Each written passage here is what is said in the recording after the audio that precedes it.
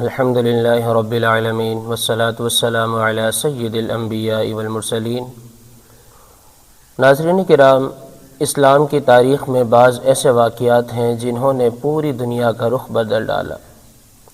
انہیں عظیم واقعات میں سے ایک واقعہ غزوہ بدر ہے، اور یہ وہ معرکہ ہے جس کے بارے میں اللہ رب العالمین نے ارشاد فرمایا، قد نصرکم اللہ ببدر وانتم اذلہ، بے شک اللہ رب العالمین نے بدر کے میدان میں تمہاری مدد فرمائی جبکہ تم کمزور تھے۔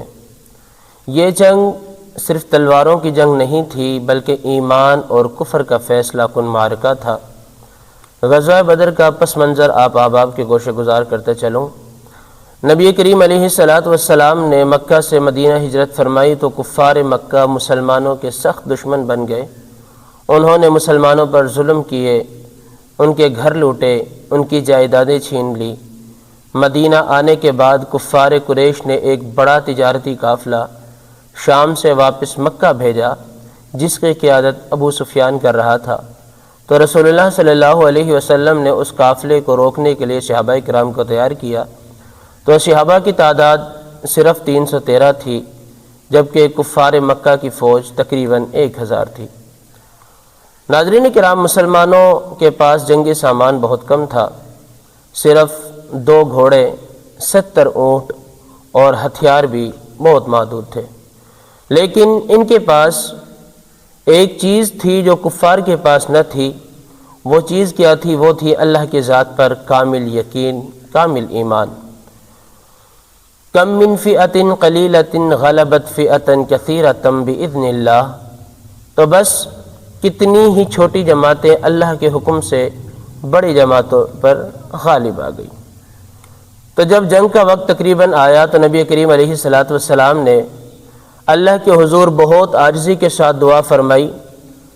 رسول اللہ صلی اللہ علیہ وسلم پوری رات دعا کرتے ہوئے عرض کرتے، یا رب کائنات، اللہم ان تہلک ہذہ العصابۃ لا تعبد فی الارض، کہ یا اللہ آج اگر یہ مٹھی بھر جماعت ختم ہو جاتی ہے، اگر آج یہ مٹھی بھر جماعت ہلاک ہو جاتی ہے تو اس روئے زمین پر تیرا نام لینے والا کوئی نہ ہوگا۔ تو حضرت ابوبکر صدیق رضی اللہ تعالی عنہ آپ فرماتے ہیں کہ یا رسول اللہ صلی اللہ علیہ وسلم بس کیجئے، اللہ رب العالمین ضرور آپ کی مدد فرمائے گا۔ تو اللہ تعالیٰ نے مسلمانوں کی مدد فرشتوں کے ذریعے نازل فرمائی، اور قرآن کریم میں ارشاد فرمایا، اذ تستغیثون ربکم فاستجاب لکم انی ممدکم بألف من الملائکۃ مردفین، کہ جب تم اپنے رب سے مدد مانگ رہے تھے تو اس نے فرمایا کہ میں تمہاری مدد کے لیے 1000 فرشتے بھیج رہا ہوں، اور یہ اللہ رب العالمین کی خاص نصرت تھی۔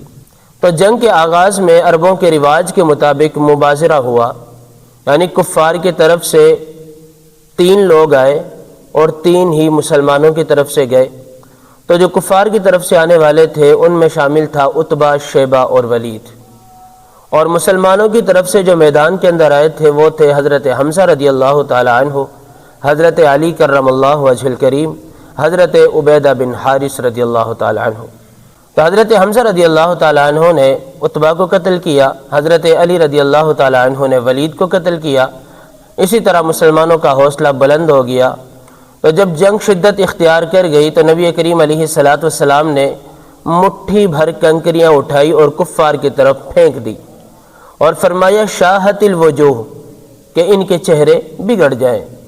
تو قرآن مجید میں اس واقعے کو اللہ رب العالمین نے اس انداز کے اندر ذکر کیا سورہ انفال کے اندر، وما رمیت اذ رمیت ولکن اللہ رما، کہ اے نبی جب آپ نے کنکریاں پھینکی تو دراصل آپ نے نہیں بلکہ آپ کے خدا نے پھینکی۔ آخر کار اللہ رب العالمین نے مسلمانوں کو عظیم فتح عطا فرمائی، اور کفار کے 70 آدمی قتل ہوئے اور 70 قیدی بنائے گئے، جبکہ مسلمانوں کے 14 صحابہ جو تھے وہ شہید ہو گئے، اور یہ اسلام کی پہلی ایک عظیم فتح تھی۔ نبی کریم علیہ السلام نے اہل بدر کے حوالے سے ارشاد فرمایا، لعل اللہ اطلع علی اہل بدر فقال اعملوا ما شئتم فقد غفرت لکم۔ بخاری شریف کے اندر یہ روایت موجود ہے، فرمایا کہ اللہ نے اہل بدر کو دیکھا اور فرمایا کہ جو چاہو عمل کرو میں نے تمہیں معاف کر دیا ہے۔ تو اس روایت سے یہ پتہ چلتا ہے کہ اہل بدر کا، ان صحابہ کا جنہوں نے بدر کی جنگ کے اندر حصہ لیا، ان کا بڑا مقام، بڑا مرتبہ ہے۔ تو اس غزوے سے ہمیں کیا سبق ملتے ہیں؟ سب سے پہلے اللہ پر کامل ایمان، یعنی فتح ہمیشہ تعداد سے نہیں بلکہ ایمان سے ہوتی ہے۔ اور نمبر 2، دعا کی طاقت۔ رسول اللہ صلی اللہ علیہ وسلم نے پوری رات اللہ کی بارگاہ میں دعا کی، تو جس دعا کی بدولت خالق کائنات نے 1000 فرشتوں کے ذریعے مسلمانوں کی مدد فرمائی، تو پتہ یہ چلا کہ دعا بھی بہت بڑی طاقت ہے۔ اس لیے میرے محبوب نے فرمایا کہ دعا یہ مومن کا ہتھیار ہے۔ اتحاد کی قوت، یعنی مسلمان ایک ہو جائیں تو بڑی طاقت بن جاتے ہیں۔ جیسے کہ 313 صرف مسلمان تھے اور کفار جو تھے ہزاروں کی تعداد میں تھے، مگر مسلمانوں کے درمیان اتحاد تھا، وہ متحد ہو گئے، تو اللہ رب العالمین نے مسلمانوں کو نصرت عطا فرمائی، کامیابی عطا فرمائی ان کے اتحاد کی برکت سے۔ تو پتہ چلا اتفاق کے اندر، اتحاد کے اندر بہت برکت ہے۔ صبر اور قربانی، نمبر 4 پر فرمایا کہ صحابہ کرام نے ہر مشکل برداشت کی، یعنی بڑی سے بڑی مشکل، بڑی سے بڑی پریشانی کو صحابہ نے برداشت کیا۔ ناظرین کرام، غزوہ بدر ہمیں یہ سبق دیتا ہے، اگر ایمان مضبوط ہو، اللہ پر یقین ہو اور نبی کریم علیہ السلام کی تعلیمات پر عمل ہو، تو چھوٹی سی جماعت بھی دنیا کی بڑی طاقتور جماعت کو شکست دے دیتی ہے۔ یہ تھا مختصر سا تعارف غزوہ بدر کا۔ یہ مسلمانوں کی ایک عظیم فتح تھی، یہ مسلمانوں کی ایک عظیم جنگ تھی، اور بے شمار اس کے اندر سبق ہمیں ملتے ہیں۔ اس سے ہمیں انعامات ملتے ہیں جو آپ احباب کے میں نے گوشے گزار کیے۔ اللہ رب العالمین ہمیں صحابہ کی قربانیوں کو سمجھنے کی اور ان قربانیوں کا صلہ دینے کی توفیق عطا فرمائے۔ صحابہ کرام نے جس طرح دین کی خاطر اپنی جانیں قربان کی، جس طرح دین کی خاطر اپنے گھر مال قربان کر دیے، اپنے سارا کچھ مصطفیٰ کے نام پر لٹا دیا، اللہ کریم ان کی اس قربانی کی لاج رکھتے ہوئے ہمیں ان کے نقش قدم پر چلنے کی توفیق عطا فرمائے۔ آمین۔ وما علینا الا البلاغ المبین۔